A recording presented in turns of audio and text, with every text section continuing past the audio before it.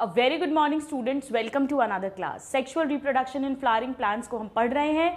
हमने अभी तक प्री फर्टिलाइजेशन इवेंट्स यानी गैमेटोजेनेसिस, गैमीट्स का फॉर्मेशन मेल एंड फीमेल, और gamete transfer by means of pollination पढ़ लिया है। फर्टिलाइजेशन हमने कंप्लीट कर लिया है, जो डबल फर्टिलाइजेशन होता है, यूनिक कैरेक्टरिस्टिक्स है एंजियोस्पर्म्स का। और पोस्ट फर्टिलाइजेशन में हमने एम्ब्रियो का डेवलपमेंट कैसे होता है डाइकॉट्स में, उसको समझ लिया है। तो आइए आज हम स्टार्ट करते हैं एम्ब्रियोनिक डेवलपमेंट और एम्ब्रियोजेनेसिस और embryony in monocot. So let's talk about embryo development in monocots. Monocots जैसे ग्रासेस हो गई, सीरियल्स जितने भी हैं, वीट, मेज, राइस, उन सब में। अब जो स्टार्टिंग की जो स्टार्टिंग का डेवलपमेंट होता है, उसकी स्टेजेस काफ़ी कुछ सेम होती हैं, बट अगर हम फाइनल एम्ब्रियो देखें, अडल्ट एम्ब्रियो, तो मोनोकॉट्स और डाइकॉट्स का बहुत डिफरेंट होता है। डाइकॉट्स मतलब 2 cotyledons, monocot means single cotyledon. क्या डिफरेंसेस होते हैं वो भी समझेंगे, बट पहले किस तरह से डेवलपमेंट होता है देखिए। ये सपोज हमारा जाइगोट है, राइट? यहीं से स्टार्ट किया था हमने डबल फर्टिलाइजेशन, सिनगैमी, मेल और फीमेल गैमीट का fusion. So this is zygote, या हम इसे oospore कह देते हैं। ग्रो करके यही oospore बनाता है, और ये कैसा है? डिप्लॉइड है, 2n। डाइगॉट्स में क्या हुआ था? इसमें एक ट्रांसवर्स डिवीजन हुआ था, तो यहां पर भी एक ट्रांसवर्स डिवीजन होगा। सो 1 ट्रांसवर्स माइटोटिक डिवीजन। सब माइटोटिक ही होंगे क्योंकि हमें एम्ब्रियो कैसा बनाना है? माइटोटिक ही बनाना, सेम 2n डिप्लॉइड ही बनाना है, तो सारे डिविजन्स माइटोसिस होंगे जैसा डाइकॉट्स में था। डाइकॉट्स में 2 सेल्स बने थे, एक अपाइकल सेल, एम्ब्रियोनल सेल या टर्मिनल सेल, और एक बेसल सेल। यहां पर भी 2 सेल्स बनेंगे। कैसे? एक ये मैं ऑरेंज से बना देती हूं और एक ये हम व्हाइट से बना देते हैं, right? So these are the 2 sales.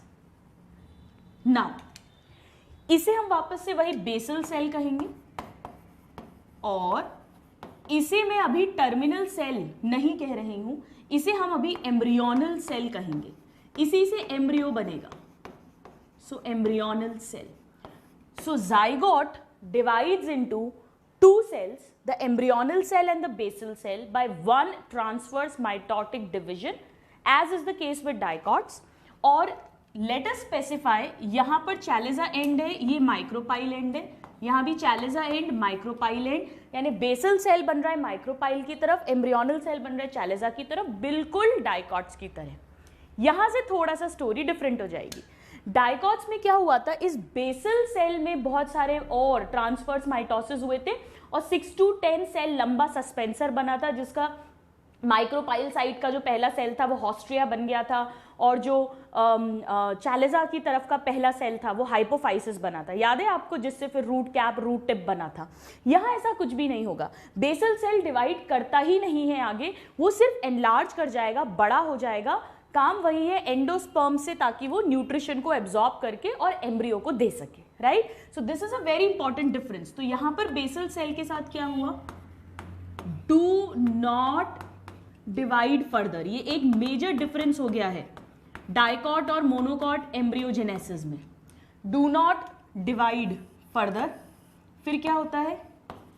Enlarges या increases in size for absorption of nutrition, from absorption of nutrition. Naturally ये जाइगोट है, इसके ऊपर PEN बना होगा, वो पूरा सेंट्रल सेल एंडोस्पर्म में कन्वर्ट हुआ है, तो इसके चारों तरफ एंडोस्पर्म है, उससे ये न्यूट्रिशन एब्जॉर्ब कर लेगा for absorption of nutrition, and then it will give that nutrition, transfer that nutrition to the embryo जो ऊपर ग्रो करने वाला है अभी।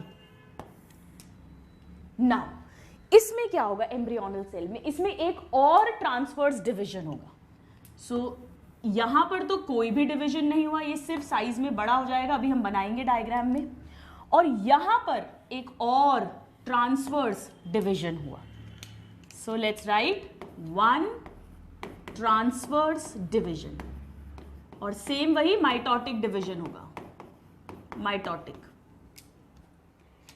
क्या सिचुएशन बनेगी? ये जो बेसल सेल है ये तो ऐसा बड़ा हो गया, ये बड़ा हो गया लाइक दिस, और ये वाला जो सेल है एम्ब्रियोनल सेल, ये दो सेल्स में डिवाइड हो गया। तो एक सेल सपोज ये है और एक और बन गया, हम उसको पिंक से बना देते हैं, ये बन गया एक और, 3 सेल स्टेज आ गई, राइट। नाउ ये जो बेसल सेल है, क्योंकि अब ये एनलार्ज हो गया है, एब्जॉर्ब करने लग गया है न्यूट्रिएंट्स को, साइज में बढ़ गया है, एक वेसिकल की तरह काम कर रहा है, इसीलिए इसे ही अब हम वेसिक्यूलर सेल कह देते हैं। और ये एक्चुअली क्या है? एनलार्ज्ड बेसल सेल ही है।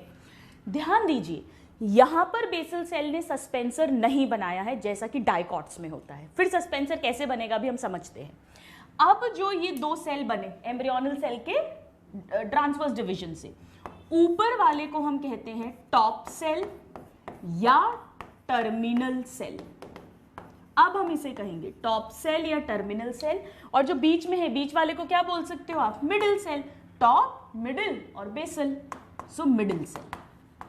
ऐसा कोई मिडिल सेल डाइकॉट्स में नहीं बना था।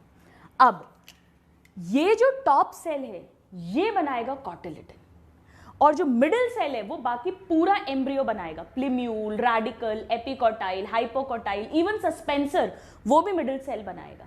जबकि डाइकॉट्स में क्या हो रहा था? सस्पेंसर तो बना रहा था बेसल सेल, और एक ही टर्मिनल सेल था जिससे जो है फिर वो 2 सेल, 4 सेल, 8 सेल स्टेज बन रही थी। याद है, 2 टायर्स में अरेंज हो रहे थे। फिर अपर वाला एपीबेसल टायर ने प्लिम्यूल कॉटिलिडॉन बनाया था, नीचे वाले ने रेडिकल हाइपोकोटाइल बनाया था। तो कुल मिला के सब कुछ एक ही टर्मिनल सेल से बना था। बट यहां पर डिफरेंस है, यहां पर जो टॉप सेल है दिस विल फॉर्म कॉटिलिडन, और मोनोकॉट्स हैं तो एक ही कॉटिलिडन बनेगा। जबकि जो मिडिल सेल है this is going to form the majority of embryo, यानी plumule, radicle, epicotyl, hypocotyl and even suspensor. ये सब कुछ यही बनाने वाला है। सस्पेंसर का काम वही रहेगा, सस्पेंसर सबसे नीचे की तरफ बनेगा ताकि वो एंडोस्पर्म में जो ऊपर एम्ब्रियो डेवलप हो रहा है उसको एम्बेड कर सके। सो this is very very important. तो 2 डिफरेंसेस मोनोकॉट डाइकॉट्स में हो गए। पहला, डाइकॉट्स में बेसल सेल ने सस्पेंसर बनाया था और टर्मिनल सेल ने, 2 ही सेल्स थे, टर्मिनल सेल ने कॉटिलिडन और पूरा का पूरा एम्ब्रियो, प्लिम्यूल, रेडिकल, एपिकोटाइल, हाइपोकोटाइल बनाया था। यहां पर बेसल सेल ने कुछ भी नहीं बनाया है स्ट्रक्चर, बस एब्जॉर्प्शन कर रहा है। एम्ब्रियोनल सेल 2 में डिवाइड हुआ है, तो मिडिल सेल ने पूरा एम्ब्रियो और टर्मिनल सेल ने कॉटिलिडन बनाया है, राइट। तो किस तरह का चेंज आएगा इसमें देखते हैं। इस सेल की, अब इसकी बात कर रहे हैं, इस स्ट्रक्चर के बाद नेक्स्ट क्या होगा, लेट अस सी क्या सिचुएशन बनेगी। बहुत सारे डिविजन्स होंगे, राइट। सो मल्टीपल डिविजन्स इन, हम मिडिल सेल की बात कर रहे हैं, इन मिडिल सेल। और वो कैसे डिविजन्स हैं? माइटोटिक है। किस तरह के माइटोटिक? ट्रांसवर्स या लॉन्गिट्यूडनल? ऑल प्लेन्स में, सब तरीके से। इन ऑल प्लेन्स लिख देती हूं मैं, in all planes, that means transverse, vertical या longitudinal, and then embryo will be formed. तो कैसा स्ट्रक्चर बनेगा? जैसे ये बेसल सेल है, इसमें बहुत सारे डिविजन्स हो गए, इससे अभी हम देखेंगे प्लिम्यूल, रेडिकल सब कुछ बन जाएगा। और ये जो टॉप सेल है इसमें कॉटिलिडन बन जाएगा। अभी देखेंगे हम कैसे बनेगा, ये कॉटिलिडन बनाएगा। सो let us write down, this will develop into cotyledon, this will develop into proper embryo, and this is the vesicular cell. अच्छा, एम्ब्रियो भी बनेगा, और ध्यान रखिए थोड़ा सा सस्पेंसर भी बन रहा है यहाँ, ये नीचे नीचे सस्पेंसर। तो सस्पेंसर और एम्ब्रियो तो मिडिल सेल बना रहा है, कॉटिलिडन स्टॉप सेल बना रहा है और वेसिकुलर सेल बेसल सेल में भी कन्वर्ट हो गया है। अब अगर आप इसको ध्यान से देखोगे तो ये आपको कैसा स्ट्रक्चर दिखेगा उसको हम समझते हैं। कैसा दिखेगा, ये तो है बेसल सेल, ठीक है। थोड़ा सा सस्पेंसर बना देते हैं, ये सस्पेंसर हो गया, बाद में सस्पेंसर डीजनरेट कर जाएगा। और अब मैं बना रही हूं किस तरह से इसका एम्ब्रियो दिखेगा। क्या होता है स्टूडेंट्स, ये कॉटिलिडन बढ़ता जाएगा, एम्ब्रियो भी डेवलप हो रहा है, कॉटिलिडन बढ़ रहा है। कॉटिलिडन जो होता है एक ही कॉटिलिडन है, डाइकॉट्स में तो क्या था, 2 थे, तो यहां तक तो सेम स्टेज है, ये ऐसा गोल सा बन गया है, राइट, इस तरह से ये गोल सा बन गया है पूरा। सो ये तो ग्लोब्यूलर स्टेज है। ग्लोब्यूलर स्टेज तो यहां तक कि ये ग्लोब्यूलर स्टेज तो उसमें भी आई थी, मोनोकॉट्स में भी, सॉरी डाइकॉट्स में भी। पर डाइकॉट्स में क्या हुआ था, इसके बाद में 2 कॉटिलिडन्स थे, दोनों तरफ के तो सींग जैसे हॉर्न जैसे बड़े थे, तो heart shape, horse shoe shape, torpedo shape ऐसा बना था। लेकिन यहां पर एक ही कॉटिलिडन है, तो वो एम्ब्रियोनल एक्सिस के एक साइड में शिफ्ट हो जाएगा, किसी भी साइड में, लेटरल साइड में आ जाएगा। तो थोड़ा सा स्ट्रक्चर डिफरेंट हो जाएगा जब हम मैच्योर एम्ब्रियो को देखेंगे। प्लस यहां पर कोई heart stage, horse shoe shape stage, torpedo stage वो नहीं आएगी। तो कैसा दिखेगा ये हमें देखते हैं। देखिए इस तरह से कुछ, ये कॉटिलिडन बना दिया लाइक दिस। क्या बनाया है ये मैंने, ये तो वेसिकुलर सेल है, बाद में डीजनरेट कर जाएगा, vesicular cell later degenerates. Now ये जो पोर्शन है ये रेडिकल, देखो यहां पे तो कॉटिलिडन अटैच्ड है, ये कॉटिलिडन है, राइट। सो लेट अस राइट, पहले अपन लेबल कर लेते हैं, दिस इज कॉटिलिडन, ठीक है, एक साइड में। यहां पर कॉटिलिडन अटैच्ड है, तो इस पोर्शन को क्या कह सकते हो आप, कॉटिलिडनरी नोड बोल सकते हैं। डाइकॉट्स में भी ऐसी था, दोनों कॉटिलिडन्स जहां पर थे, so this is cotyledonary node. Cotyledonary node के ऊपर एपिकोटाइल होता है, नीचे हाइपोकोटाइल होता है। So this is epicotyl part and this will be hypocotyle part below the attachment of cotyledon. Hypocotyl में ही नीचे यहां पर ये हो गया रेडिकल पोर्शन जिसमें रूट कैप रहेगी और यहां पर आ जाएगा प्लिम्यूल। अब क्योंकि एपिकोटाइल किसमें टर्मिनेट करता है हम जानते हैं, शूट टिप में या प्लिम्यूल में, और हाइपोकोटाइल रेडिकल या रूट टिप में। प्लस ऑफ कोर्स यहां पर फिर रूट कैप भी होगी, तो ये सपोज रूट कैप है, रूट कैप, ये पूरी एम्ब्रियोनल एक्सिस है, this is the embryonal axis, right. इस तरह से बना लेते हैं, दिस इज एम्ब्रियोनल एक्सिस। ये तो सब समझ आ रहा होगा, 2 पार्ट्स हो गए, एक एम्ब्रियोनल एक्सिस और एक कॉटिलिडन। कॉटिलिडन सिंगल है तभी मोनोकॉट्स हैं, और ये एम्ब्रियोनल एक्सिस हो गई। अब ध्यान दीजिएगा, इस तरह का कुछ हमने डाइकॉट्स में भी देखा था, हालांकि 2 कॉटिलिडन्स थे। ध्यान रखना ग्लोब्यूलर स्टेज कॉमन है डाइकॉट मोनोकॉट में, लेकिन heart, horseshoe shape, torpedo stages monocots में नहीं बन रही हैं। अब और इसका जो कॉटिलिडन है उसके बारे में एक पॉइंट और लिख देते हैं, इट लाइज ऑन, कहाँ है ये, एम्ब्रियोनल एक्सिस की एक तरफ, यानी लेटरल साइड या one side, on lateral side of embryonal axis. ये डायरेक्ट क्वेश्चन है। मोनोकॉट्स में कॉटिलिडन जो है वो एम्ब्रियोनल एक्सिस की एक तरफ रहता है। अब यहां पर एक और इंटरेस्टिंग पॉइंट है जो डाइकॉट्स में नहीं होता है, उसको ध्यान दीजिएगा। ये जो प्लिम्यूल है, शूट की टिप, प्लस कुछ लीफ प्राइमोर्डिया जो डेवलप होते हैं, उन सबको प्रोटेक्ट करने के लिए मोनोकॉट्स में, डाइकॉट्स में नहीं देखा था, यहां पर इस तरह की शीथ होती है, प्रोटेक्टिव शीथ। और ऐसे ही रेडिकल और रूट कैप को प्रोटेक्ट करने के लिए भी यहां पर इस तरह की शीथ होती है लोअर एंड पे, एम्ब्रियो के प्रोटेक्शन के लिए। इन शीथ को कहते हैं, ऊपर वाली जो प्लिम्यूल को कवर कर रही है शीथ, हार्ड शीथ, इसे कहते हैं कॉलियोप्टाइल। ये टर्म्स हमने डाइकॉट में नहीं पढ़े थे, ये इंपॉर्टेंट है, इन पे डायरेक्ट क्वेश्चंस आते हैं। कॉलियोप्टाइल। और नीचे कॉलियोराइजा, राइजा वर्ड रूट्स के लिए यूज करते हैं, so let us write this sheath is coleorhiza. ये बहुत इंपॉर्टेंट है, वेरी वेरी इंपॉर्टेंट। आइए इनके बारे में पहले हम लिख लेते हैं। So let's write coleoptile. Coleoptile क्या है?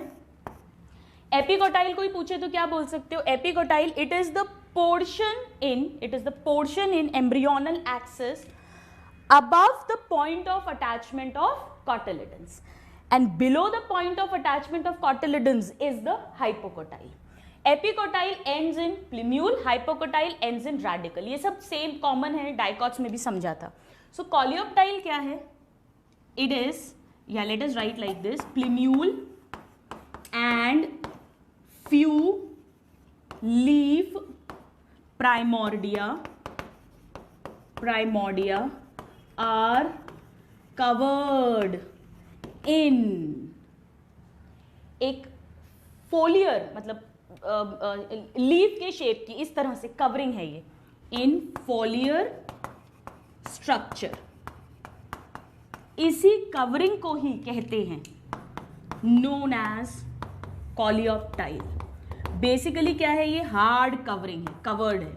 किसको कवर कर रही है? प्लिम्यूल एंड लीफ प्राइमोर्डिया को, ऊपर वाली कॉलियोप्टाइल है। और ऐसे ही सेम कॉलियोराइजा भी है। राइजा का मतलब ये रूट से रिलेटेड, नीचे है ये। So this is what? Radicle and root cap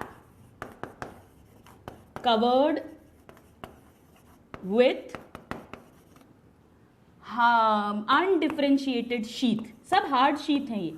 undifferentiated sheath called coleorhiza. Coleorhiza, right? Radicle and root cap. बहुत हार्ड कवरिंग्स हैं, प्रोटेक्शन दे रही हैं। और जब भी सीड जर्मिनेट करेगी, ये एम्ब्रियो है, ओव्यूल पूरा सीड बनेगा। अगर सीड को जर्मिनेट करना है, जर्मिनेट करने का मतलब यहाँ रैडिकल से रूट्स निकलेंगी, प्लिम्यूल से शूट निकलेगा, तो नेचुरली इस हार्ड कवरिंग को तो तोड़ना पड़ेगा। तो ये ब्रेक हो जाती है सीड जर्मिनेशन के टाइम पर, फिर जाकर जर्मिनेशन होता है, रूट्स और शूट्स निकलेंगे। अगर इतना हार्ड कवर रहेगा तो कैसे बाहर निकलेंगे? सो let us write this point that coleoptile and कॉलियोराइजा breaks during, ये पूछते हैं इनका फेट क्या होता है, क्या किस्मत है, आगे क्या होता है इनका। तो जब भी सीड को जर्मिनेट करना है तो पहले ये ब्रेक करती हैं और ये प्रोटेक्शन दे रही हैं एम्ब्रियो को।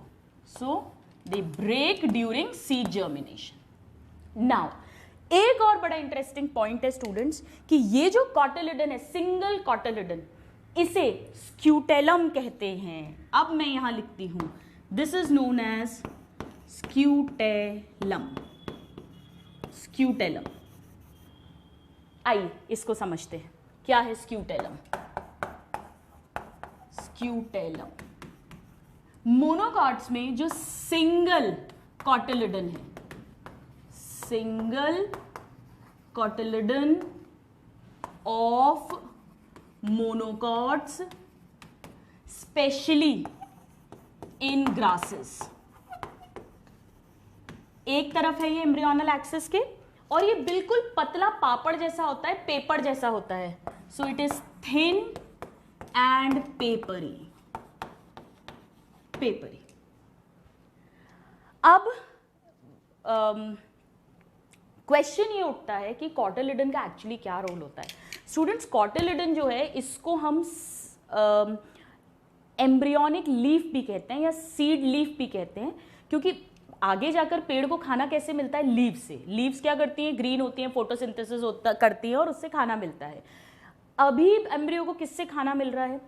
पहले तो एंडोस्पर्म से, पर जब तक एम्ब्रियो डेवलप होता है पूरा, तब तक जनरली एंडोस्पर्म यूज्ड अप हो जाती है, रहती भी है, एंडोस्पर्मिक सीड्स भी होती हैं, बट मेन कॉटिलिडन के अंदर खाना स्टोर हो जाता है एंडोस्पर्म से एब्जॉर्ब होकर। तो डाइकॉट्स में एंडोस्पर्म पूरी जनरली यूज्ड अप हो जाती है, एक्सेप्ट एक कैस्टर जैसे उसका एक एक्सेप्शन है, बट अदरवाइज पूरी यूज्ड अप हो जाती है। और कॉटिलिडन्स बन जाते हैं 2, तो वो एकदम थिक फ्लैशी होते हैं, बढ़िया मोटे fleshy, full of reserve food material, जो इस एम्ब्रियो को फूड सप्लाई करते हैं। मोनोकॉट्स में, ग्रासेस में पर्टिकुलरली, एकदम पतला पापड़ जैसा, पेपर जैसा कॉटिलिडन होता है, जिसे स्क्यूटेलम कहते हैं। थिन होता है, फ्लैशी होता है, फ्लैशी नहीं होता है, थिन होता है, पेपरी होता है। तो फिर इसे कॉटिलिडन क्यों कह रहे हैं? क्योंकि कॉटिलिडन का तो मतलब ही होता है जिसमें फूड मटेरियल रिजर्व हो, इसमें तो है नहीं, तो फिर इसे क्यों बोलते हैं? ये आपको समझाने के लिए बताती हूँ। फॉर एग्जाम्पल, अगर हम एक मेज के सीड को देखें, सपोज मेज की सीड की बात करें, तो कैसा स्ट्रक्चर होता है उसका? कुछ इस तरह से स्ट्रक्चर होता है, देखिएगा, ये है सपोज मेज का seed, right? Now one second,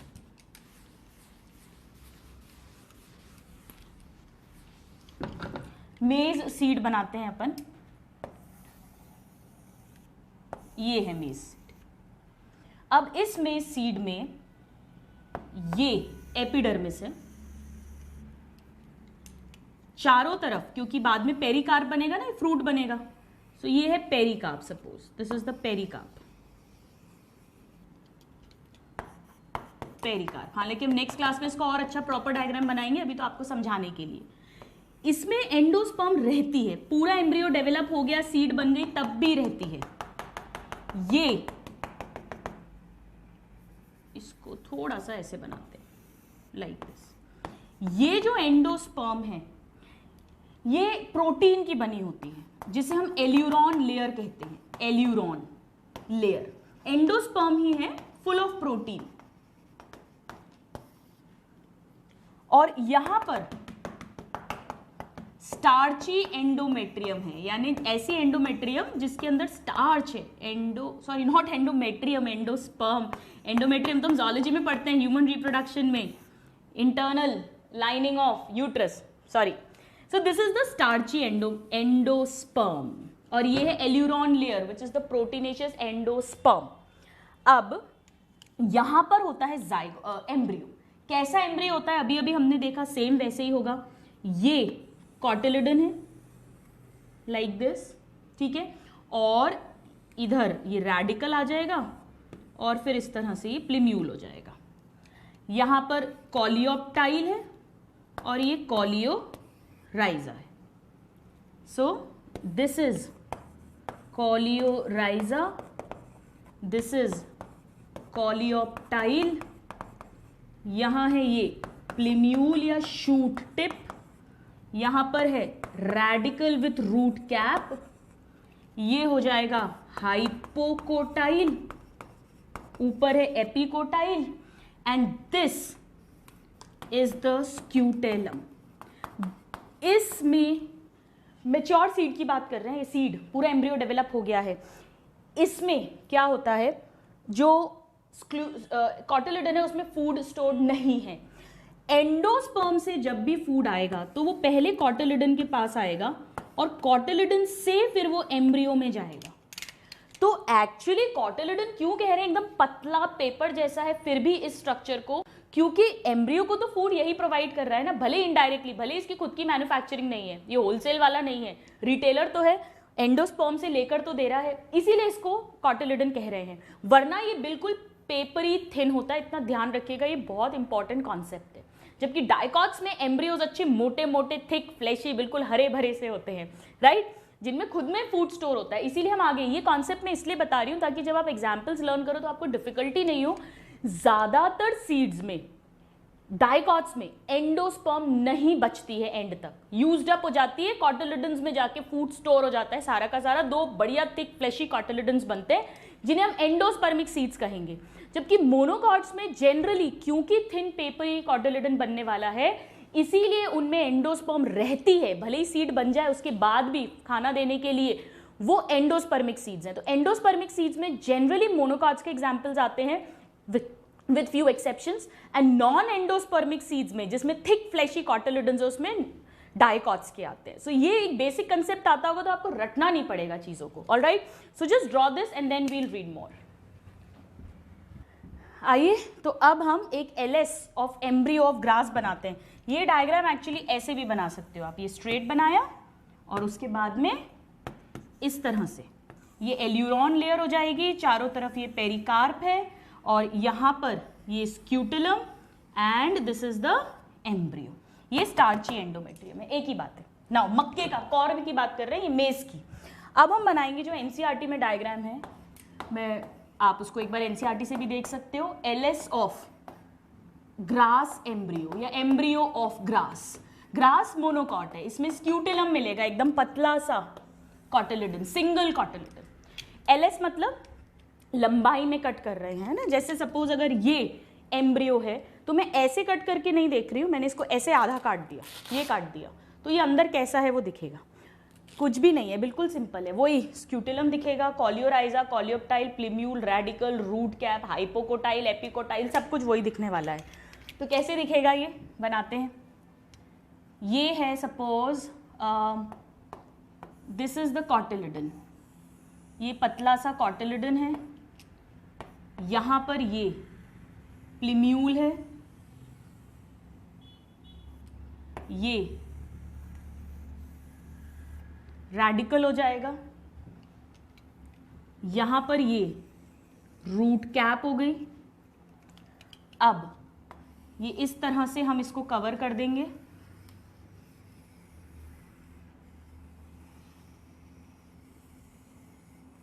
like this, ठीक है। This is scutellum, scutellum which is the single cotyledon situated on lateral side of embryonal axis. Now this is root cap, ये एरिया है रेडिकल जहां से roots निकलेंगी, और ये क्या होगा बताइए, ये पोर्शन इस तरह से, ये क्या है, कॉलियोराइजा। सो दिस इज कॉलियोराइजा, वो शीथ जो कवर करी है रेडिकल और रूट कैप को। नाउ ये पोर्शन हाइपोकोटाइल होगा, दिस इज हाइपोकोटाइल, यहां एपिकोटाइल होगा और यहां पर होगी शूट टिप यानी प्लिम्यूल, और प्लिम्यूल के चारों तरफ इस तरह से बना देते हैं ये, लाइक दिस, ये है कॉलियोप्टाइल। कॉलियोप्टाइल, कॉलियोराइजा इंपॉर्टेंट है, सिर्फ और सिर्फ मोनोकॉट्स में मिल रहा है, डाइकॉट्स में नहीं। यहां पर एक ही स्ट्रक्चर अब बचा है हमें बनाने के लिए, ये एपिकोटाइल हो जाएगा डेफिनेटली। ये क्या है, व्हाट इज दिस, ये जो स्ट्रक्चर है इसे एपीब्लास्ट कहते हैं। एपीब्लास्ट सब में नहीं मिलता, कुछ में मिलता है, ग्रासेस में रहता है। ये एक्चुअली अगर ये डाइकॉट होता तो ये तो एम्ब्रियोनल एक्सिस होती, इधर एक कॉटिलिडन होता जो है और इधर दूसरा होता, तो एक्चुअली साइंटिस्ट मानते हैं कि ये एपीब्लास्ट जो है ये वो जो सेकंड कॉटिलिडन होता जो डाइकॉट्स में है, मोनोकॉट्स आर मोर एडवांस, उनमें रूडिमेंट्री हो गया है, नॉन फंक्शनल हो गया है, या उसका रेमिनेंट है, उसका बचा हुआ हिस्सा है। So this is considered to be rudimentary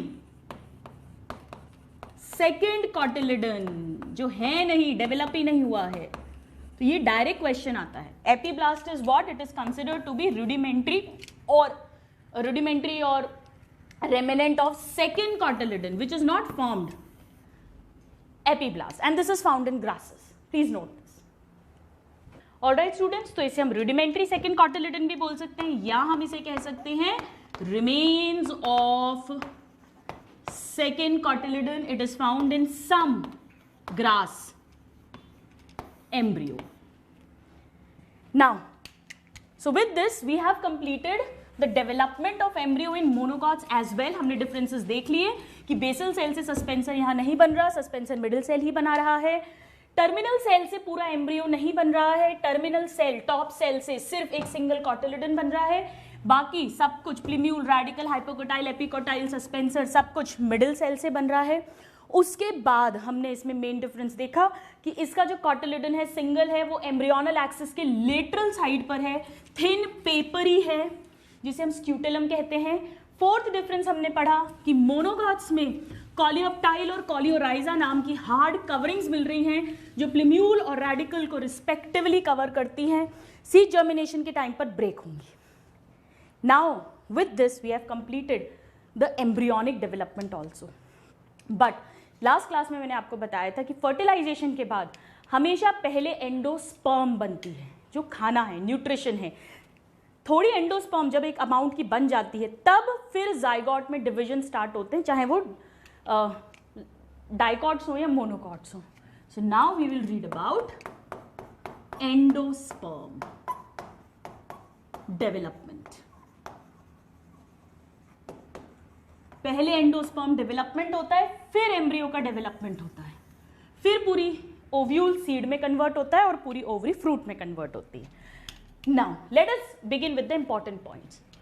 सबसे पहले एंडोस्पर्म किसका प्रोडक्ट है? जाइगोट किसका प्रोडक्ट था? सिनगैमी, मेल फीमेल गैमीट के फर्टिलाइजेशन का। एंडोस्पर्म किसका प्रोडक्ट है? Triple fusion, 2 polar nuclei and 1 male gamete. ये तो डायरेक्ट पॉइंट्स हैं इसलिए हम लिख रहे हैं। So endosperm is product of not syngamy but triple fusion. पहला question, 2 polar nuclei and 1 male gamete हम लिख नहीं रहे हैं। सेकेंड क्वेश्चन, कौन सा सेल है एम्ब्रियो सैक का, जो 7 सेल्स थे उनमें से, जो एंडोस्पर्म में कन्वर्ट होगा? Central cell. So it is derived from central cell. दोनों सिनर्जिड्स, तीनों एंटीपोडल्स डीजनरेट हो जाएंगे, एग जाइगोट बना लेगा स्पर्म के बाद, फर्टिलाइजेशन के बाद, और सेंट्रल सेल कन्वर्ट होगा ऑफ एम्ब्रियो सैक। इतना क्लियर हो गया? Central cell. नाउ ये जो एंडोस्पर्म होती है, ये एंजियोस्पर्म्स की अगर बात करें, इन एंजियोस्पर्म्स हमने पढ़ा है एंडोस्पर्म कैसी होती है? It is triploid, 3n। और ये 3n क्यों है हम जानते हैं, 2n प्लस n, ये n है मेल गैमीट का और 2n है 2 फ्यूज्ड पोलर न्यूक्लियाई का। याद है आपको, इससे PEN बना था और PEN के बाद में फिर PEC, जो सेंट्रल सेल है, वो कन्वर्ट हो गया था जिससे ये बनी थी। This is very important. Angiosperms में it is triploid and it is, angiosperms की ही बात कर रहे हैं, इट इज फॉर्म्ड, बताइए फर्टिलाइजेशन के पहले या फर्टिलाइजेशन के बाद? हमेशा फर्टिलाइजेशन के बाद। फर्टिलाइजेशन के पहले एंडोस्पर्म नहीं बनती है, पहले फर्टिलाइजेशन होता है। जब एश्योर्ड है, गारंटेड है कि एम्ब्रियो बनेगा, जाइगोट बन गया है, तब एंडोस्पर्म बनती है। सो फॉर्म्ड आफ्टर फर्टिलाइजेशन, इसीलिए हम इसे पोस्ट फर्टिलाइजेशन इवेंट के अंदर पढ़ रहे हैं। ये सारे क्वेश्चंस हैं क्योंकि जिम्नोस्पर्म्स में कहानी डिफरेंट है। जिम्नोस्पर्म्स में जो एंडोस्पर्म है वो कैसी होती है? It is haploid. जो फीमेल गैमेटोफाइट है, जैसे यहां एम्ब्रियो सैक बना है, वही कन्वर्ट हो जाता है। इसमें कोई ट्रिपल फ्यूजन नहीं होता, double fertilisation, triple fusion gymnosperms में नहीं होता है। तो वहां पर जो पूरा का पूरा फीमेल गैमेटोफाइट है, उसी का कोई सेल कन्वर्ट होता है एंडोस्पर्म में। सो हैप्लॉइड एंडोस्पर्म है। ये बहुत बड़ा डिफरेंस है और डायरेक्ट क्वेश्चन है। प्लस यहां पर endosperm is formed before fertilisation. ये एक लेस एडवांस्ड कैरेक्टर है स्टूडेंट्स, क्योंकि एंडोस्पर्म बन गई, उसको बनने के लिए जो डिविजन्स, एनर्जी, एटीपी सब खर्च हो गई और पता पड़ा फर्टिलाइजेशन ही नहीं हुआ, तो ये तो सब वेस्ट हो गया भाई। जब जिसको खाना खिलाना है वही नहीं है तो खाना तो वेस्ट हो गया, बर्बाद हो गया। तो एंजियोस्पर्म्स में नेचर ने क्या किया, उसको समझ आ गया तब तक नेचर को, बोला ये तो अपने से गलती हो गई है, ये तो बहुत वेस्टेज हो रहा है एनर्जी का, तो अपन एक काम करते हैं, फर्टिलाइजेशन होगा तो ही अब से एंडोस्पर्म बनाएंगे। तो यहाँ पर आफ्टर फर्टिलाइजेशन है क्योंकि एंजियोस्पर्म्स मोर एडवांस्ड है, और जिम्नोस्पर्म्स में बिफोर फर्टिलाइजेशन है क्योंकि they are comparatively less advanced. This is very important. Now angiosperms के अंडर ही डिप्लॉयड एंडोस्पर्म भी मिलती है, ये डायरेक्ट क्वेश्चन है। So diploid endosperm found in, ये डायरेक्ट क्वेश्चन है स्टूडेंट्स, याद ही करना पड़ेगा, इसकी डिटेल्स हमें नहीं पढ़नी है। जो इवनिंग प्राइमरोज प्लांट, हमने बहुत म्यूटेशन में पढ़ा है इसको, ऑइनोथेरा, उसमें डिप्लॉयड एंडोस्पर्म है। कैसे क्या, वो कहानी आपको नहीं पढ़नी है। नाउ एकदम हार्ड पत्थर जैसी एंडोस्पर्म, स्टोनी एंडोस्पर्म, ये सब डायरेक्ट क्वेश्चंस है, मैं वापस रिपीट कर रही हूँ। वो किस में मिलती है? एक तो सुपारी एकदम ठोस होती है, और एक खजूर। सुपारी जिसे हम कहते हैं बीटल नट, और खजूर जिसे हम कहते हैं डेट पाम। नाउ जो एंडोस्पर्म है वो एब्सेंट भी होती है, होती ही नहीं है, बनती ही नहीं है एंडोस्पर्म एब्सेंट इन। 3 फैमिलीज हैं जिनमें से एक तो रटा होना चाहिए, ऑर्किडेसी। ऑर्किड्स में एंडोस्पर्म नहीं बनती है, छोटी छोटी सी सीड्स होती हैं इसकी, Orchidaceae family. Then Podostemaceae family and Trapaceae, जिसमें ट्रापा आता है सिंघाड़ा, ट्रैपेसी फैमिली। ये तीनों रटे होने चाहिए। इसको आप टॉप से याद रख सकते हो, किसमें नहीं है एंडोस्पर्म? टॉप में, ट्रैपेसी, ऑर्किडेसी एंड पोडोस्टिमेसी। नाउ तो ट्रिप्लॉइड एंडोस्पर्म हो गई, हैप्लॉइड हो गई, डिप्लॉइड हो गई, स्टोनी हो गई, एब्सेंट हो गई।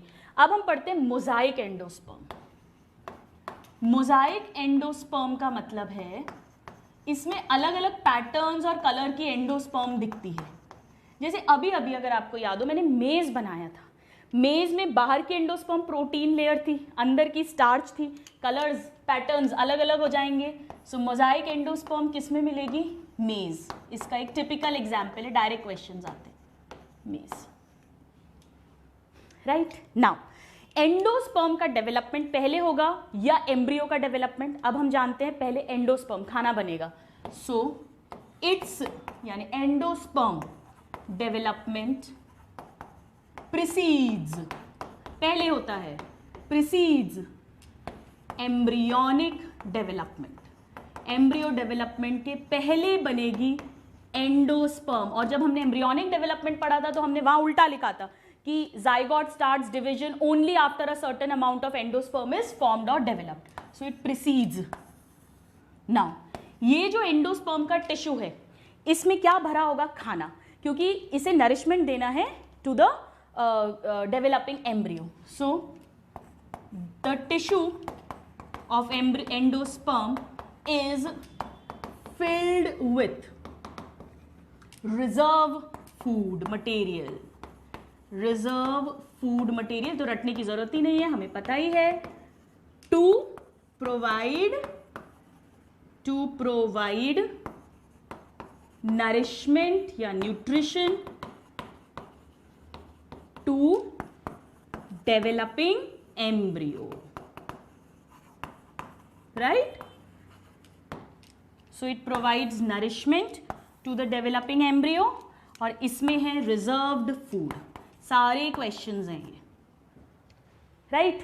Now ये जो एंडोस्पर्म है इसमें फूड भरा हुआ है, लेकिन वो फूड फैट है, कार्बोहाइड्रेट है, प्रोटीन है, ये अलग अलग प्लांट पे अलग अलग डिपेंड करता है। तो आइए कुछ एग्जांपल्स हम लिख लेते हैं। जैसे हम यहाँ पर प्लांट लिखते हैं और यहाँ पर हम उसमें एंडोस्पर्म का क्या नेचर है वो लिख लेते हैं, नेचर ऑफ एंडोस्पर्म। ठीक है। जैसे अगर हम ऐसे सीरियल्स अनाज की बात करें जैसे कि rice, wheat, so first is cereals like rice, wheat. बताइए गेहूं, चावल, क्या मिलता है इनसे हमें? स्टार्च। तो इनमें कैसी होगी? Starchy endometrium, that means it will have full of starch. Now number 2, अगर हम सीरियल्स अनाज ही है बट हम मेज, मक्के की बात करें, मेज से क्या मिलता है हमें? मक्का, भुट्टा खाने से प्रोटीन। तो इसमें तभी तो हमने लिखा था, तो इसमें एक्चुअली एल्यूरॉन प्रोटीन भी होती है और बीच में स्टार्ची भी होती है। So proteinaceous, that is aleurone layer भी होती है, एंड स्टार्ची, सेंटर में स्टार्ची होती है। एक ऑप्शन अगर आए तो प्रोटीनेशियस लगाना, क्योंकि ये थोड़ा सा यूनिक कैरेक्टर हो गया इसका। नाउ नेक्स्ट, अगर हम बात करें अरंडी, कैस्टर, या हम बात करें कोकोनट, क्या मिलता है इनसे हमें? बताइए। अरंडी का तो तेल होता है, कोकोनट नारियल का तेल होता है, तो क्या मिलेगा इसमें? तेल। तेल मतलब कैसी? Oily endosperm, right. Now ivory palm एक तरह का खजूर है, एक्चुअली खजूर क्या है? Date palm. हाथी दांत की तरह दिखता है इसीलिए आइवरी पाम। इसमें सेल्यूलोज भरा होता है, so it is cellulosic endosperm. और खजूर में हेमी सेल्यूलोज है, so it is hemicellulosic endosperm. तो डिपेंडिंग अपॉन कौन सा प्लांट है उसमें अलग अलग नेचर रहेगा एंडोस्पर्म का। याद रखना बहुत सिंपल है, अगर हम एक बार इस टेबल को समझ के याद करें जैसा हमने समझा है। चावल गेहूं से हमें स्टार्च मिलता है, मेज मक्के से हमें प्रोटीन मिलता है, नारियल का तेल अरंडी का तेल हमें ऑयल मिलता है, पाम्स में सेल्यूलोज एंड हेमी सेल्यूलोज होता है। सो just note this down, very very important. Her point पर क्वेश्चन आते हैं, फिर हम आगे और बात करते हैं। ऑल राइट स्टूडेंट्स, सो आइए अब हम समझते हैं कि एंडोस्पर्म का डेवलपमेंट किस किस तरह से होता है और उस बेसिस पर 3 टाइप्स की एंडोस्पर्म्स कौन सी है। Let us read. So now we will talk about types of endosperm और बेसिस क्या है कि डेवलपमेंट कैसे हो रहा है। So the basis is mode of development. बहुत इंटरेस्टिंग है, बहुत सिंपल है और क्वेश्चंस पूछे जाते हैं डायरेक्टली। फर्स्ट टाइप से स्टार्ट करते हैं, यहां लेकर आ जाते हैं। फर्स्ट टाइप, कुछ एंडोस्पर्म्स जो मोस्ट कॉमन है एक्चुअली, चाहे वो मेज हो, कॉटन हो, जितने भी डाइकॉट, स्पेशली पॉलीपेटिलस वाली फैमिली, पॉलीपेटिली के जितने भी मेंबर्स हैं उनमें क्या होता है। फॉर एग्जाम्पल ये PEN था, primary endosperm nucleus. Of course ये सेंट्रल सेल होगा जो बाद में फिर कन्वर्ट हो जाएगा एंडोस्पर्म में पूरा का पूरा। कैसे अभी हम देखेंगे। ये ट्रिप्लॉइड है और यहां पर हमारा जाइगोट डेवलप हो रहा है, ठीक है। अब हम एम्ब्रियो डेवलप हो रहा है, अब हम ऐसे बना सकते हैं। ये डेफिनेटली माइक्रोपाइल एंड होगा, ये चैलेजल एंड होगा, उल्टा होगा इस पर्टिकुलर डायग्राम की बात करें। हालांकि इसको लेबल करने की जरूरत नहीं है। नाउ इसमें डिविजन्स होंगे। अब कैसे डिविजन्स होंगे?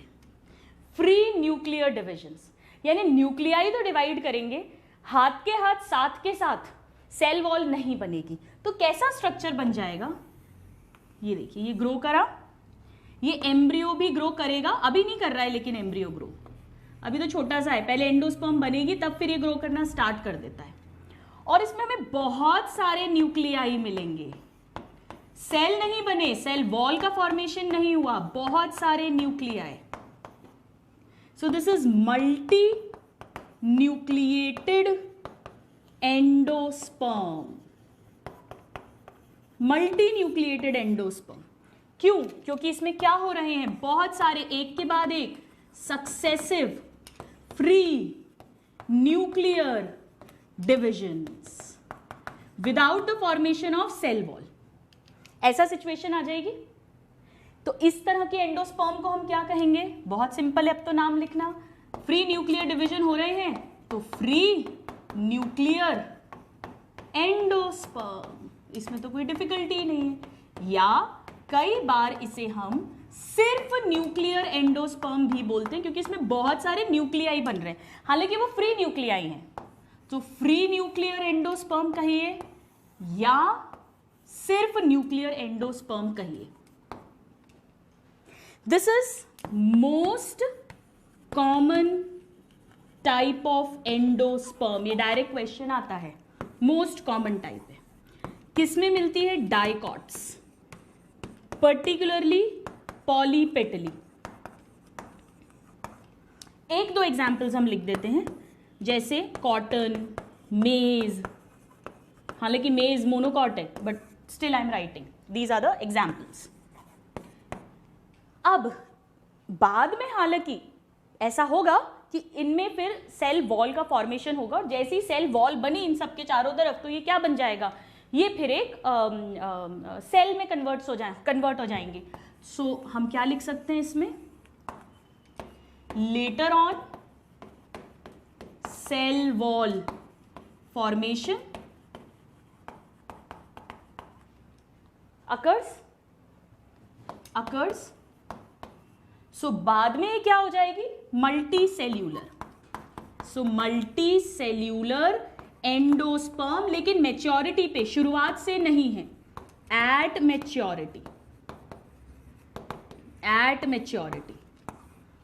जैसे फॉर एग्जाम्पल ये है, अब हमारा एम्ब्रियो ये इसमें ग्रो करेगा, ये अलग डेवलप होगा, ठीक है, और अब ये इस तरह से ये सेल्स बन गए। ये पेरीफेरी के जो न्यूक्लियस थे, फ्री न्यूक्लियस, उनके चारों तरफ सेल्स बन गए। बाकियों में भी बन सकते हैं। ये मैं पर्टिकुलरली क्यों ऐसा बना रही हूँ, क्योंकि मैं यहाँ कोकोनट के एग्जाम्पल की बात कर रही हूँ।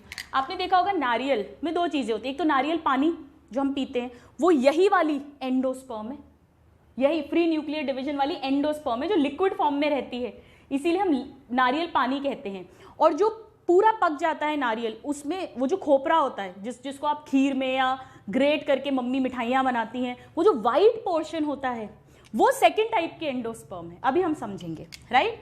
और ये सपोज कुछ फ्री हो गए इसमें, ये कोकोनट का एग्जाम्पल है इसलिए, वरना तो पूरा का पूरा ये सेल्यूलर में कन्वर्ट हो जाती है, पर मैच्योरिटी पर। This is important. तो अब मैं यहाँ एक और एग्जाम्पल लिख रही हूँ, बहुत इंपॉर्टेंट है। सॉफ्ट टेंडर कोकोनट का पानी वाला पोर्शन, यानी coconut water in tender coconut. Direct questions आते हैं स्टूडेंट्स, ये एंडोस्पर्म है, लिक्विड एंडोस्पर्म है, फ्री न्यूक्लियर टाइप की एंडोस्पर्म है, इनमें बहुत सारे न्यूक्लियाई मिलते हैं। इसका अगर आपसे कोई पूछे प्लॉइडी कितनी होगी, ट्रिपल 3n, क्योंकि सारी एंडोस्पर्म 3n होती हैं एंजियोस्पर्म्स में। This is liquid endosperm, free nuclear type of endosperm, and naturally this will be triploid. Very very important. अब हम सेकेंड टाइप को समझते हैं। सेकेंड टाइप जो है उसमें क्या सिचुएशन होगी, वो नॉर्मल है। नॉर्मल मतलब ये जैसे PEN है, ट्रिप्लॉइड, ये हमारा जाइगोट है, इधर पे नॉर्मल डिविजन होंगे। नॉर्मल डिविजन से मेरा क्या मतलब है, बहुत सिंपल सा मतलब है, पहले न्यूक्लियर डिविजन होंगे, कैरियोकाइनेसिस, न्यूक्लियस डिवाइड हुआ, और उसके तुरंत बाद followed by cytoplasmic division, cytokinesis, that mean cell wall का फॉर्मेशन। तो सिचुएशन क्या बनेगी, ऐसी, ये दो सेल्स बन गए, 1 2, ये इधर एम्ब्रियो है। फिर और डिविजन हुए, क्या सिचुएशन बनेगी, 4 6 4 8 16 बनते जाएंगे। तो कैसा, ऐसी एंडोस्पर्म। शुरू से ही right from the beginning it is cellular, ये सारे न्यूक्लियाई हैं, राइट फ्रॉम द बिगिनिंग। इसे कहेंगे सेल्यूलर एंडोस्पर्म, क्योंकि शुरू से ही इसमें सेल्स बन रहे हैं। सो this is cellular endosperm, second type. ये एडवांस्ड कैरेक्टर होता है students, right. So cellular from beginning, शुरुआत से ही सेल्स बन रहे हैं, जबकि वहां मेच्योरिटी पे सेल्स बने थे। इसका जो एग्जाम्पल है, ये एडवांस कैरेक्टर है, ये मेनली डाइकॉट्स में मिलता है, गैमोपेटली फैमिलीज में, पेटली,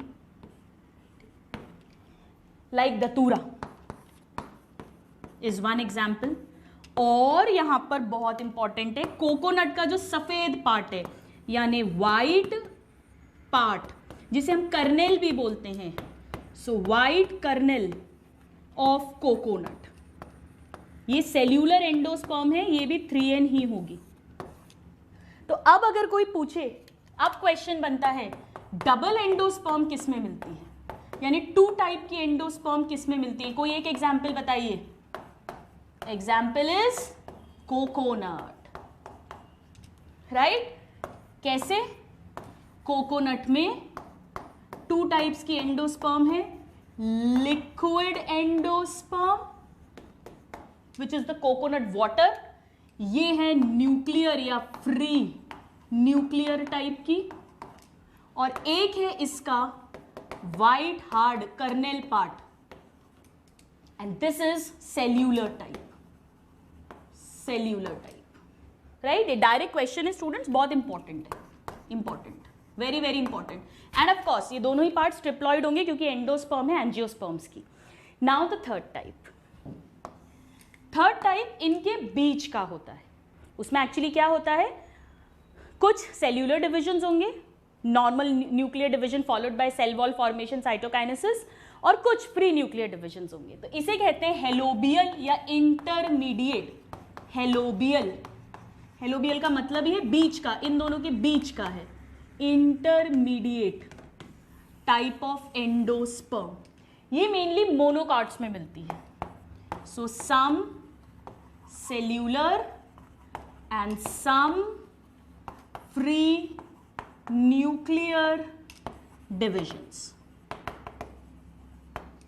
जनरली मोनोकॉट्स में, मोनोकॉट्स मेनली, नॉट ऑल, आपको नहीं पढ़ना है।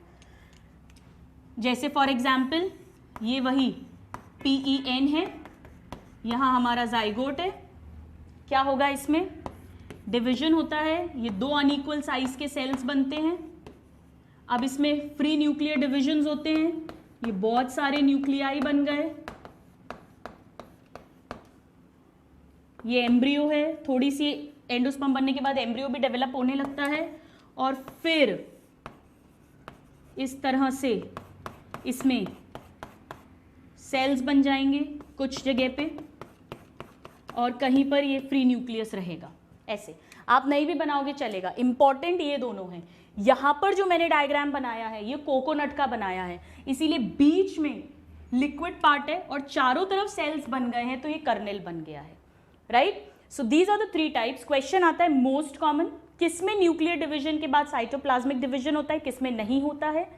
कोकोनट पर पर्टिकुलरली क्वेश्चन आता है, liquid part is free nuclear, white kernel part is cellular, दोनों ही एंडोस्पर्म है तो ट्रिप्लॉइड होंगे। Alright, so just note this down, और उसके बाद हम पढ़ेंगे कि इस एंडोस्पर्म का फेट क्या है, इसकी किस्मत क्या है, क्या ये एंडोस्पर्म सीड में बचेगी या नहीं बचेगी। हालांकि इसकी हिंट मैं पहले ही आपको इस लेक्चर में दे चुकी हूं, please note this.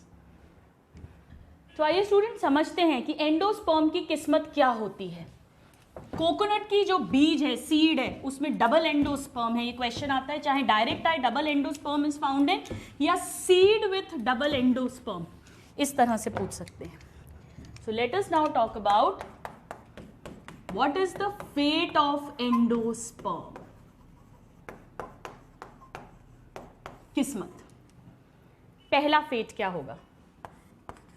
Generally endosperm used up हो जाती है एम्ब्रियोनिक डेवलपमेंट के टाइम पर, और जब तक सीड बनता है, पूरा बीज बनता है, मैच्योर होता है, तब तक सारी एंडोस्पर्म खत्म हो चुकी होती है। So endosperm is used up during embryo development. कुछ भी रटने की जरूरत नहीं है, क्योंकि एम्ब्रियो को ही तो नरिशमेंट दे रही है। तो जब एम्ब्रियो डेवलपमेंट हो रहा है तब ये पूरी की पूरा नरिशमेंट एम्ब्रियो एब्जॉर्ब कर लेगा, ले लेगा, खा लेगा ग्रोथ के लिए, तो ये यूज्ड अप हो जाएगी। जिसके पहले की ओव्यूल मैच्योर होगा सीड में, क्योंकि एम्ब्रियो डेवलपमेंट के बाद सीड बनती है। सो बिफोर सीड मैच्योरेशन, यानी क्या ऐसी सीड्स में एंडोस्पर्म प्रेजेंट होगी, नहीं होगी। So seeds do not contain endosperm, do not contain, it is used up completely। ऐसी सीड को क्या कहेंगे, नॉन एंडोस्पर्मिक, क्योंकि इसके अंदर एंडोस्पर्म नहीं है। सो नॉन एंडोस्पर्मिक, या एंडोस्पर्म जो है वो एक्चुअली, जैसे हमने पढ़ा था ना स्टूडेंट्स, बर्ड्स में जो अंडे हैं, रेप्टाइल्स में जो एग्स हैं, जहां पर कि डेवलपमेंट एग के अंदर ही होना है, तो उसमें नेचर ने क्या दिया है एम्ब्रियो के खाने के लिए, योक दिया है। योक क्या होता है, प्रोटीन, एल्ब्यूमिन होता है। तो ऐसे ही यहाँ प्लांट्स में एम्ब्रियो को डेवलप करने के लिए क्या खाना है, यही एंडोस्पर्म। तो एंडोस्पर्म को हम एल्ब्यूमिन भी कह सकते हैं, योक के बराबर है वो। तो अगर एंडोस्पर्म नहीं है तो हम उसे क्या कहेंगे, नॉन एल्ब्यूमिनस। क्लियर, एल्ब्यूमिनस या एक्स एल्ब्यूमिनस। जैसे एक्स मतलब एक्स हस्बैंड, अब हस्बैंड नहीं है, अब डिवोर्स हो चुका है, तो ऐसे ही एक्स एल्ब्यूमिनस मतलब इस सीड में पहले तो था एल्ब्यूमिन जब एम्ब्रियो डेवलप हो रहा था, पर अब नहीं है, तो x albuminous seed. Clear, non endospermic, non albuminous, x albuminous, सब एक ही बात है। अब मुझे सोचकर बताओ कि ये ज्यादातर कहाँ होगा, मोनोकॉट्स या डाइकॉट्स। एंडोस्पर्म नहीं है सीड के अंदर, लेकिन एम्ब्रियो तो है सीड के अंदर।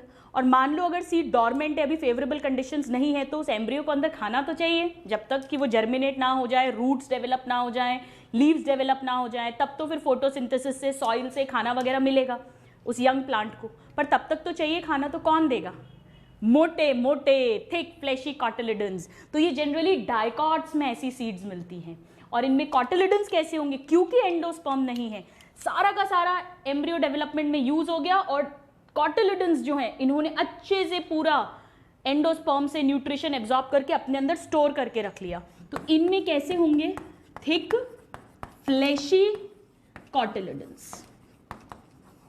तो रटने की जरूरत नहीं है, अगर हमें कंसेप्ट समझ आ गया। भाई अगर एक खाने का सोर्स खत्म हो रहा है तो फिर दूसरा खाने का सोर्स तो करना पड़ेगा ना। अगर घर में खाना नहीं बन रहा तो स्विगी से मंगवाना पड़ेगा, वही वाली बात है।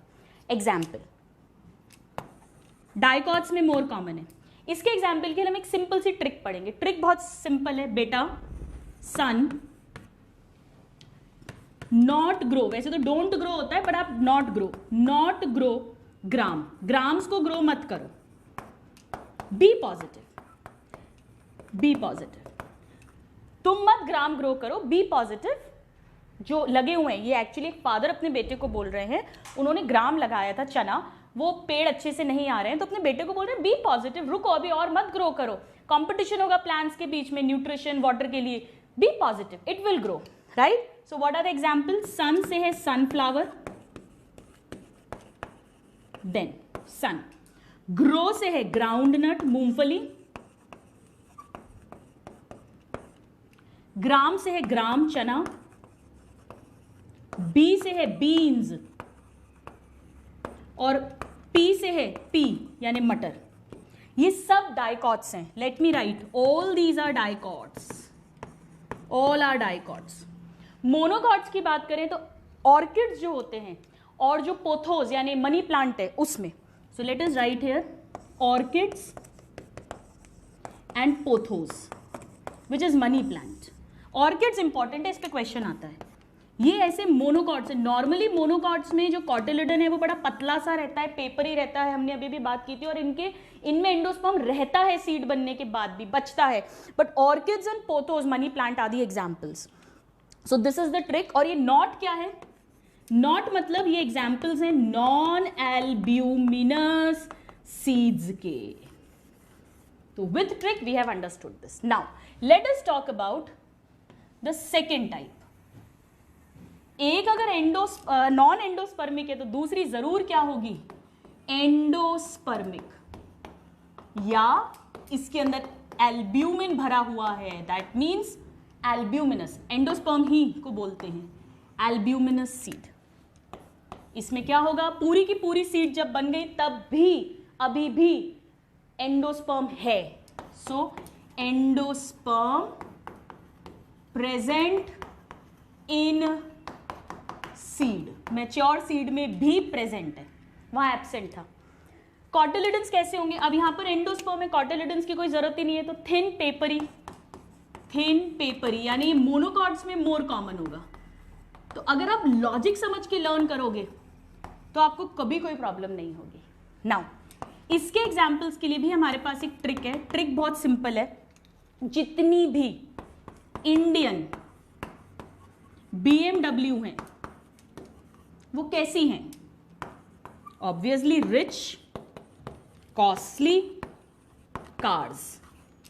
भाई BMW तो कॉस्टली, रिच कॉस्टली कार ही तो है। तो कैसे याद रखेंगे? ऑल मतलब एल्ब्यूमिनस, इंडो मतलब एंडोस्पर्मिक सीड की बात कर रहे हैं, राइट। सो ये दो तो नाम हो गए, ऑल इंडो। BMW, अब हम सब मोनोकॉट्स के नाम हैं इसमें, barley, maize, wheat and rice. Cereals, let's write barley, B, maize, M और W, व्हीट। अब आप किसी को बोल सकते हो मेरे पास तो BMW है, मेरे घर में बार्ले है, ज्वार है, मक्का है और गेहूं है। Now it was a very PJ। Anyways, rice. Now coconut and card से है कैस्टर। इवन कॉटन भी होता है, लेट मी राइट कॉटन। यहां पर ये दोनों डाइकॉट्स हैं और बाकी जितने भी हैं these all are monocots, mostly monocots में। वहां पर मोस्टली डाइकॉट्स, सारे एग्जाम्पल डाइकॉट्स से, सिर्फ ऑर्किड्स और पोथोस मनी प्लांट को छोड़कर। यहां पर सारे के सारे मोनोकॉट्स हैं एक्सेप्ट कैस्टर कॉटन, कुछ को छोड़ के। Alright, so this is endospermic seed, albuminous seed. This is non endospermic, non albuminous और ex albuminous seed. Please note this. Alright students, तो ये बहुत इंपॉर्टेंट है। एंडोस्पर्मिक और नॉन एंडोस्पर्मिक सीड्स के एग्जाम्पल्स हमने ट्रिक लर्न कर ली है। डायरेक्ट क्वेश्चंस आते हैं। कुछ बुक्स में सनफ्लावर पे कंफ्यूजन क्रिएट किया हुआ है। कई जगह सनफ्लावर को एंडोस्पर्मिक सीड लिखा है, which is absolutely wrong. Non endospermic ही होती है फॉर श्योर। एंडोस्पर्म डेवलपमेंट हमारा कंप्लीट हो गया, बट दो छोटे छोटे टर्मिनोलॉजी इससे रिलेटेड हमें पढ़नी है। एक है जीनिया और एक है मेटाजीनिया। डायरेक्ट क्वेश्चंस आते हैं इस पे। जीनिया का मतलब क्या है? ये जो टर्म है, this was given by Fock.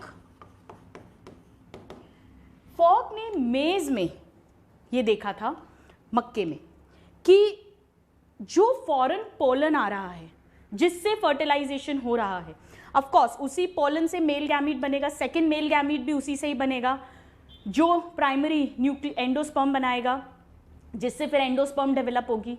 तो जो एंडोस्पर्म का कैरेक्टर है, जैसे मेज में एंडोस्पर्म का जो कलर है वो अलग अलग हो जाता है अगर फॉरेन पोलन अलग अलग हो। So what is this? Effect of foreign pollen on endosperm character. Endosperm का कैरेक्टर, जैसे मेज में एंडोस्पर्म का जो कलर है वो अलग हो जाएगा अगर फॉरेन पोलन अलग है। On endosperm character, this effect is known as xenia, and this was first observed in, direct question पूछते हैं, मेज। एग्जाम्पल, एंडोस्पर्म का कलर पूछते हैं। एंडोस्पर्म का कलर मेज में अलग अलग होता है, डिपेंड्स ऑन फॉरेन पोलन। इस अफेक्ट को क्या कहते हैं? जीनिया कहते हैं। और मेटाजीनिया मतलब एंडोस्पर्म नहीं, एंडोस्पर्म के चारों तरफ बचा हुआ बाकी जो सोमैटिक टिश्यू होता है उसका कैरेक्टर अगर चेंज होता है। एंडोस्पर्म के चारों तरफ क्या होगा भाई? एंडोस्पर्म ओव्यूल के अंदर है, ओवरी होगी, फ्रूट। मान लो अगर फॉरेन पोलन अगर डिफरेंट है और फ्रूट का साइज डिफरेंट हो रहा है, जैसे खजूर में होता है, फॉरेन पोलन के अकॉर्डिंग खजूर में अलग अलग फ्रूट का साइज आता है, उसे मेटाजीनिया बोलते हैं। सो मेटाजीनिया जो है, दिस वाज डिस्कवर्ड बाय, ये जो अफेक्ट है this was discovered by Schwing. Now, ये नाम I am confused in the name. I'll just let you know. It will come in my mind. So this is effect of pollen, foreign pollen. लेकिन किस पर? Endosperm पर नहीं, endosperm के चारों तरफ जो भी टिश्यू है। So effect of foreign pollen on tissue surrounding endosperm. और ये सोमैटिक टिश्यू है, हम लिख सकते हैं on somatic tissue surrounding endosperm. Clear? Example, date palm, खजूर में,